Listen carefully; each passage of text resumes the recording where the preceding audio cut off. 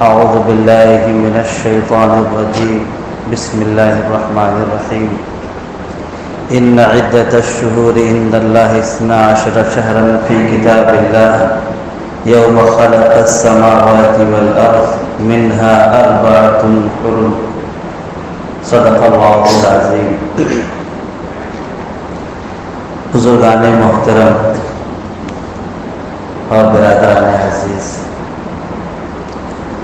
یوں تو سال کے 12 مہینے اور ہر مہینے کے 30 دن اللہ تعالی نے بنائے ہیں، اللہ کی پیدا کردہ ہے، لیکن اللہ رب العزت نے بعض ایام کو کچھ خصوصیت دے رکھی ہے اور ان کو کچھ فضیلت دے رکھی ہے اور ان میں کچھ احکامات عائد کر رکھے ہیں۔ ان مہینوں میں سے جن کو اللہ تعالیٰ نے برتری اور فوقیت دے رکھی ہے، اور ان ایام کو جن کو اللہ رب العزت نے برتری اور فوقیت دے رکھی ہے، ایک دن عاشورہ کا دن بھی ہے اور مہینہ محرم کا مہینہ ہے۔ یہ محرم کا مہینہ حرمت والا مہینہ ہے اور اس کی حرمت 2 اعتبار سے ہے۔ ایک تو یہ مہینہ ان 4 مہینوں میں سے ہے جن مہینے میں قتال کو حرام کیا گیا تھا۔ ابتدا میں 4 مہینے ایسے تھے جن میں قتال کو حرام کیا گیا تھا، تو اس اعتبار سے حرمت والا مہینہ ہے کہ اس میں قتال جائز ہے، لیکن یہ تو حکم منسوخ ہو چکا، اب ہر مہینے میں قتال جائز ہے۔ دوسرے، اس مہینے کو اللہ تعالیٰ نے عظمت والا قرار دیا ہے، حرمت والا قرار دیا ہے، اور آپ صلی اللہ علیہ وسلم نے اس میں ایک حکم دیا ہے، اور وہ اس مہینے کی 10ویں تاریخ جس کو عاشورہ کہا جاتا ہے، اور وہ حکم کیا ہے؟ اس دن کا روزہ ہے، اس دن کا روزہ ہے۔ اور اس مہینے کی 10ویں تاریخ کا جو روزہ ہے، رمضان کے روزے کی فرضیت سے پہلے یہ روزہ فرض تھا۔ 10ویں تاریخ کا روزہ فرض تھا، لیکن جب رمضان المبارک کا روزہ فرض ہوا تو اس کے روزے کی فرضیت منسوخ کر دی، لیکن سنیت باقی ہے اور استحباب باقی ہے۔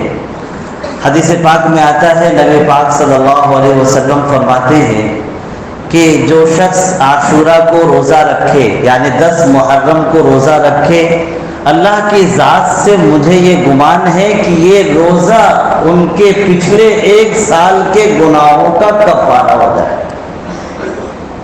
1 سال کے گناہوں کا، کتنی فضیلت کی بات ہے، کتنی عظمت کی بات ہے۔ 1 دن کا روزہ رکھیں گے، پچھلے سال بھر کے گناہوں کا کفارہ ہو جائے گا۔ اس دن میں اور اس مہینے میں فضیلت کیوں کر آئی؟ اس کی فضیلت کی وجہ کیا ہے؟ اس کی وجہ اللہ تعالیٰ کو معلوم ہے، ہمیں اس کے فکر میں نہیں پڑنا ہے کہ بھائی اس دن کی عظمت کیوں ہے، اس دن کی بڑائی کیوں ہے۔ یہ اللہ رب العزت کے بنائے ہوئے ایام ہیں، اللہ پاک نے پیدا کیا ہے، جس کو چاہے جب جو فضیلت دے دے۔ بعض لوگوں کا خیال یہ ہے کہ اس دن کو جو فضیلت اور برتری حاصل ہے وہ اس وجہ سے کہ اس دن نواسۂ رسول حضرت حسین رضی اللہ تعالیٰ عنہ شہید ہوئے، اس وجہ سے فضیلت حاصل ہے، لیکن یہ بات درست نہیں، اس لیے کہ آپ صلی اللہ علیہ وسلم کے عہد مبارک میں بھی یہ دن عظمت والا شمار ہوتا تھا، اور آپ نے اس دن میں حکم بھی دیا ہے۔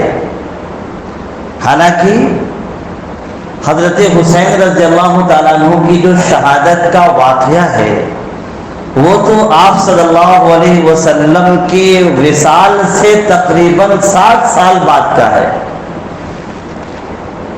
تو یہ بات درست نہیں ہے کہ اس دن میں فضیلت جو آئی ہے حضرت حسین رضی اللہ تعالیٰ عنہ کی شہادت کی وجہ سے آئی ہے، نہیں۔ ہاں اتنی بات ہے کہ حضرت حسین رضی اللہ تعالیٰ عنہ کی شہادت کا اس دن واقع ہونا ان کی مزید فضیلت کی دلیل ہے کہ اللہ رب العزت نے ان کو شہادت اس دن میں عطا فرمایا، اور اس دن کا انتخاب ان کی شہادت کے لیے کیا جو دن اللہ تعالیٰ نے پہلے ہی سے فضیلت والا بنایا۔ لوگوں میں مشہور ہے کہ اس دن کی فضیلت کی وجوہات میں سے ایک وجہ یہ ہے کہ حضرت آدم علیہ السلام کو دنیا میں اسی دن اتارا گیا تھا، اور ایسے ہی حضرت نوح علیہ السلام کے زمانے میں جو طوفان آیا تھا نافرمانی کی وجہ سے، معصیت کی وجہ سے، طوفان تھم کر کے حضرت نوح علیہ السلام کی کشتی خشکی پہ لگی ہے، لنگر انداز ہوئی ہے تو 10 محرم کو ہوئی ہے، یہ لوگوں میں مشہور ہے۔ اسی طریقے سے حضرت ابراہیم علیہ السلام کو آتش نمرود سے نجات ملی، اور حضرت ابراہیم علیہ السلام کے لیے آتش نمرود باغ بنا 10 محرم کو۔ یہ بے بنیاد ہے، بے اصل ہے، کسی روایت سے ثابت نہیں ہے، لیکن لوگوں میں مشہور ہے۔ ہاں جو روایت سے ثابت ہے وہ یہ ہے کہ اس دن میں، یعنی ہاں ایسے ہی یہ بھی مشہور ہے کہ قیامت 10 محرم کو آئے گی، کسی صحیح روایت سے ثابت نہیں ہے، اس کی کوئی اثر نہیں ہے، یہ بے بنیاد بات ہے۔ جو ثابت ہے وہ یہ ہے کہ اللہ رب العزت نے حضرت موسیٰ علیہ السلام کو فرعون سے، جبکہ حضرت موسیٰ علیہ السلام اور فرعون کا مقابلہ ہوا، اور حضرت موسیٰ علیہ السلام کو حکم ہوا کہ وہ بنو اسرائیل کو لے کر کے نکل جائے، اور جب نکل گئے اور پیچھے سے فرعون اور اس کا لشکر تعاقب میں لگ گئے، حضرت موسیٰ علیہ السلام آگے جب پہنچے ہیں تو دریا بحر قلزم ہے، بحر قلزم ہے، تو انہوں نے سوچا اگر آگے جاتے ہیں تو سمندر ہے، اور پیچھے جاتے ہیں تو فرعون کا لشکر ہے۔ اللہ سے دعا کی، اللہ پاک نے حکم دیا پانی پر اپنی لاٹھی مارو۔ حضرت موسیٰ علیہ السلام نے اپنی لاٹھی پانی پر ماری تو اللہ تعالیٰ نے راستے بنا دیے، 12 راستے، 12 قبیلوں کے لیے 12 راستے اللہ تعالیٰ نے بنا دیے۔ حضرت موسیٰ علیہ السلام اپنے بنو اسرائیل کے 12 قبیلوں کے ساتھ پار ہو گئے۔ جب فرعون اپنے لشکر کے ساتھ آیا تو اس نے دیکھا راستہ بنا ہوا ہے، تو وہ بھی اس راستے پہ سوار ہو گئے۔ ادھر حضرت موسیٰ علیہ السلام بنو اسرائیل کو لے کر کے پار ہو گئے، اور ادھر یہ بیچ سمندر میں پہنچا ہے تو پانی جیسے پہلے ملا ہوا تھا ویسے ہی مل گیا، فرعون ماں اپنے لشکر کے غرقاب ہو گیا۔ تو اللہ رب العزت نے حضرت موسیٰ علیہ السلام اور بنو اسرائیل کو نجات جو دی تھی وہ عاشورہ کا دن تھا، یہ روایت سے ثابت ہے۔ تو یہ تو روایت سے ثابت ہے۔ اس کے علاوہ جو میں نے باتیں بتائی ہیں لوگوں میں مشہور ہے، آپ بھی سنے ہوں گے، لیکن اس کی کوئی اثر نہیں ہے، اس کی کوئی بنیاد نہیں ہے۔ بہرحال اللہ رب العزت نے اس مہینے کو اور خاص طور سے عاشورہ کو فضیلت دے رکھی ہے۔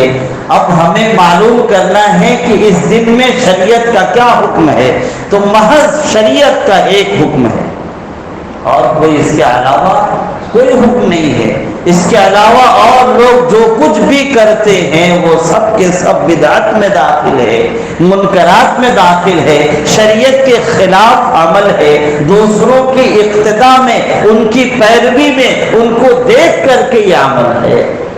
آپ صلی اللہ علیہ وسلم اور صحابہ کرام کا طریقہ نہیں ہے۔ وہ حکم کیا ہے میں نے اس سے پہلے بتایا، وہ حکم اس دن میں یعنی عاشورہ کے دن میں روزہ رکھنا ہے۔ 10 محرم کو روزہ رکھنا ہے، سنت ہے، مستحب ہے اس دن میں روزہ رکھنا ہے۔ آپ صلی اللہ علیہ وسلم نے اپنی زندگی میں جب بھی عاشورہ کا دن آیا ہے تو آپ نے روزہ رکھا. وفات سے 1 سال پہلے جب عاشورہ کا دن آیا تو آپ صلی اللہ علیہ وسلم نے ارشاد فرمایا کہ ہم مسلمان بھی عاشورہ کا روزہ رکھتے ہیں اور یہودی بھی عاشورہ کا روزہ رکھتے ہیں. اور ان کے عاشورہ کا روزہ رکھنے کی وجہ وہی ہے کہ حضرت موسیٰ علیہ السلام کو اللہ تعالیٰ نے فرعون سے نجات دیا تھا تو اس کے شکرانے میں وہ روزہ رکھتے ہیں. تو بہرحال آپ صلی اللہ علیہ وسلم نے فرمایا کہ ہم مسلمان بھی روزہ رکھتے ہیں اور یہودی بھی روزہ رکھتے ہیں تو ان سے ادنا سی مشابہت ہوتی ہے. آئندہ اگر میری زندگی رہی تو میں اس کے ساتھ ایک روزہ اور ملا دوں گا 9 کا یا 11 کا تاکہ ان یہودیوں سے مشابہت لازم ہے. لیکن جب عاشورہ کا دن آیا اس سے پہلے ہی آپ صلی اللہ علیہ وسلم وصال فرما چکے تھے تو آپ کو یہ موقع نہیں ملا اور نوبت نہیں آئی کہ آپ عاشورہ سے متصل 9 کو یا 11 کو روزہ رکھ سکے. لیکن صحابہ کرام نے آپ صلی اللہ علیہ وسلم کی چاہت کو سنا تھا, آپ کی مرضی کو سنا تھا, تو صحابہ کرام نے اس پر عمل کیا اور اس کے ساتھ ایک روزہ آگے یا پیچھے یعنی 9 کا یا 11 کا ملا لینے کو مستحب قرار دیا. لہٰذا اگر ایک روزہ کوئی رکھے تو آپ صلی اللہ علیہ وسلم کی چاہت کے خلاف ہونے کی وجہ سے کراہت تنزیہی آئی. یعنی اگر کوئی صرف محرم کی 10 تاریخ کو روزہ رکھے تو ایسا نہیں کوئی گناہ ملے گا, خلاف اولا ہوگا. اسے عاشورہ کے دن کا روزہ رکھنے کا ثواب ملے گا, یقیناً ملے گا, لیکن آپ کی چاہت پر پورے طریقے سے عمل اس وقت ہوگا جبکہ ایک روزہ ادھر یا ایک روزہ ادھر ملا لیا جائے. ٹھیک ہے, ہاں. تو بہرحال اس مہینے میں صرف یہی ایک حکم ہے, اس کے علاوہ اور کوئی حکم شریعت سے ثابت نہیں ہے, کوئی اور حکم ثابت نہیں ہے.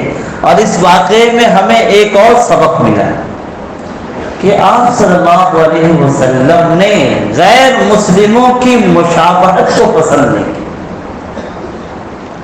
یہ عبادت کے اندر مشابہت تھی. اگر ایک روزہ تنہا رکھا جاتا تو کس میں مشابہت تھی؟ عبادت کے اندر. کوئی گناہ اور معصیت کے اندر مشابہت نہیں تھی بلکہ عبادت کے اندر مشابہت تھی. آپ صلی اللہ علیہ وسلم نے اس کو گوارا نہیں فرمایا تو معصیت کے اندر مشابہت کیسے گوارا کر سکتے؟ آج ہم جائزہ لیں تو مسلمانوں کا عمل کیا ہے. مسلمانوں کا عمل غیروں کے طریقے پر ہے. حالانکہ عبادت کے اندر آپ صلی اللہ علیہ وسلم نے مشابہت کی گنجائش نہیں رکھی ہے تو ہمارے لباس کے اندر, پوشاک کے اندر, ہمارے وضاقتہ میں, ہمارے کردار, ہمارے گفتار, ہمارے معاملات, زندگی کے نظام سب میں مشابہت ہم غیروں سے اختیار کرتے ہیں. حالانکہ آپ صلی اللہ علیہ وسلم نے تو حکم فرمایا ہے خالف المشرکین, خالف الیہود والنصارى. مختلف جگہوں میں فرمایا, کہیں فرمایا مشرکین سے مخالفت کرو, کہیں فرمایا یہود و نصارہ سے مخالفت کرو. اگر ان کا طریقہ اختیار کیا جائے اور اس مقصد سے اختیار کیا جائے کہ میں انہی جیسا لگنے لگوں, یہ تو گناہ کبیرہ ہے, گناہ کبیرہ ہے. اگر آدمی چاہت اور خوشی سے رکھے تو اسلام سے خارج ہو جانا بھی ہو سکتا ہے بعض وجوہات سے. حدیث پاک میں پاک صلی اللہ علیہ وسلم فرماتے ہیں من تشبہ بقوم فہو منہم, جو کسی قوم سے شباہت اختیار کرتا ہے, مشابہت اختیار کرتا ہے, وہ انہی میں سے ہو جاتا ہے. اگر کوئی انگریزوں کا طریقہ اس لیے اختیار کرے کہ میں انگریز جیسا دکھنے لگوں تو یہ گناہ کبیرہ ہوگا. اگر ایسے ہی مشابہت ہو گئی، کوئی نیت نہیں ہے، تو یہ بھی گناہ سے خالی نہیں ہے، لیکن اگر اسی جیسا بننے کے لیے مشابہت اختیار کر رہا ہے تو یہ گناہ کبیرہ ہے۔ آج کا معاشرہ کیسا ہے، خاص طور سے نوجوانوں کا معاشرہ، وہ اپنے لباس کے اندر، وہ اپنے حیات کے اندر غیروں کا طریقہ اختیار کرتے ہیں، اور نیت بھی وہی ہوتی ہے کہ میں انہی جیسا دکھنے لگوں، انہی جیسا لگنے لگوں۔ بعض کسی کھلاڑی کی، کرکٹر کی، اور نہ جانے کس کی مشابہت اپنے بال کے انداز میں، اپنے لباس کے پہننے میں رکھتے۔ یہ تو گناہ کبیرہ ہے۔ من تشبہ بقوم فہو منہم۔ تو بہرحال اللہ رب العزت نے عاشوراء کو فضیلت دے رکھی ہے۔ حضرت حسین رضی اللہ تعالیٰ عنہ کی شہادت اسی دن میں ہوئی ہے، اس سے ہمیں عبرت حاصل کرنا چاہیے۔ ہم تو واقعات بیان کر لیتے ہیں، سن لیتے ہیں، بلکہ اس کی مجالس مقرر کر دیتے ہیں، لیکن کس بنیاد پر ان کی شہادت ہوئی اس میں غور نہیں کرتے۔ کہ حضرت حسین رضی اللہ تعالیٰ عنہ کہ یہ حادثہ، یہ اندوہناک واقعہ، عبرتناک واقعہ کیا سبق دیتا ہے؟ کہ حضرت حسین رضی اللہ تعالیٰ عنہ نے اپنی جان دے دی، لیکن باطل کا مقابل،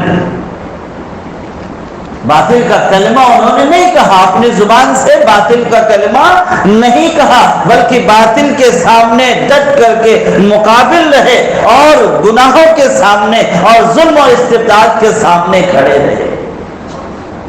شہادت اپنی دے دی، جان اپنی دے دی، لیکن جھکے نہیں ہے۔ یہ ہے دین پر قیام، دین پر ثابت قدمی۔ اور ایسا یہ جو واقعہ ہے، ایک نہیں، اسلام میں ایسے سینکڑوں ہزاروں واقعات ہیں، اور بعض واقعات تو کربلا کے واقعے سے بھی دردناک ہے۔ مثلا حضرت سمیہ رضی اللہ تعالیٰ عنہ، جو اسلام میں سب سے پہلے شہید ہونے والی عورت میں سے ہے، ان کا کیا ہوا؟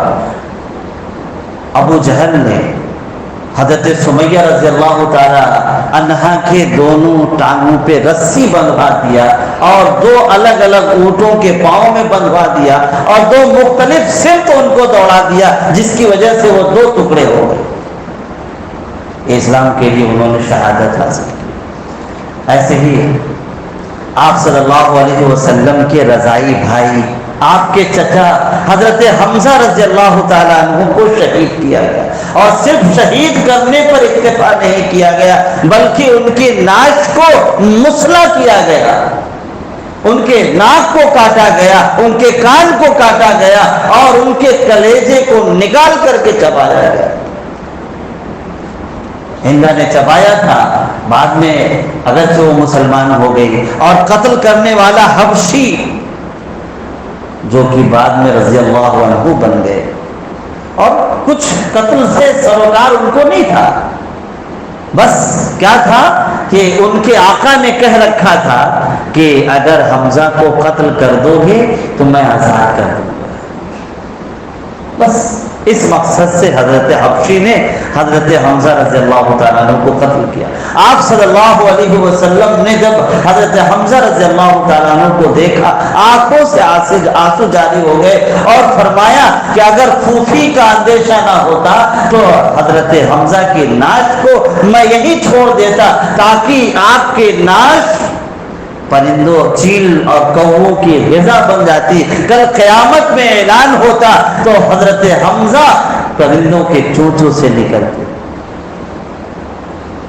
لیکن مجھے پھوپھی کا اندیشہ ہے، تو حضرت حمزہ رضی اللہ تعالیٰ عنہ کو شہید کیا۔ اور حضرت عثمان غنی ذو النورین، آپ صلی اللہ علیہ وسلم کے داماد، اور یکے بعد دیگرے دو بیٹیاں ان کے نکاح میں، اور وہ بھی اقتدار میں تھے، طاقت تھی ان کو، قوت تھی کہ چاہتے تو سب بلوائیوں کو ختم کرا سکتے تھے، لیکن اپنی جان پر دوسروں کی جان کو ترجیح دی، اپنی جان قربان کر دینا انہوں نے گوارا کیا، لیکن مدینہ میں بلوائی اور صحابہ کے درمیان لڑائی نہ ہو، فتنہ پیدا نہ ہو جائے، خاموشی کے ساتھ شہادت کو قبول کر لیا۔ قرآن پڑھتے پڑھتے شہادت ان کو نصیب ہو گئی۔ ایسے بہت سارے واقعات ہیں جو اسلام میں پیش آئے ہیں، ہم کو ان واقعات سے عبرت حاصل کرنا۔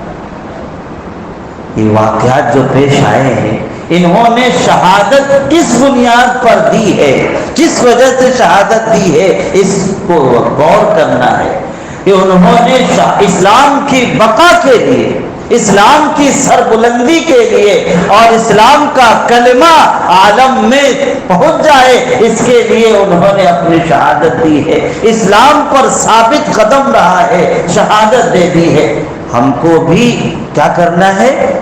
اپنی جان جائے چلی جائے لیکن اسلام نہیں چھوڑنا ہے، اسلام نہیں چھوڑنا ہے، شریعت اسلام نہیں چھوڑنا ہے، اس کا طریقہ نہیں چھوڑنا ہے، آپ صلی اللہ علیہ وسلم کے احکامات کو نہیں چھوڑنا ہے، آپ کی سنت کو نہیں چھوڑنا ہے، آپ کے بتائے ہوئے طریقے کو نہیں چھوڑنا ہے۔ اللہ رب العزت ہم سب کو عمل کی توفیق عطا فرمائے۔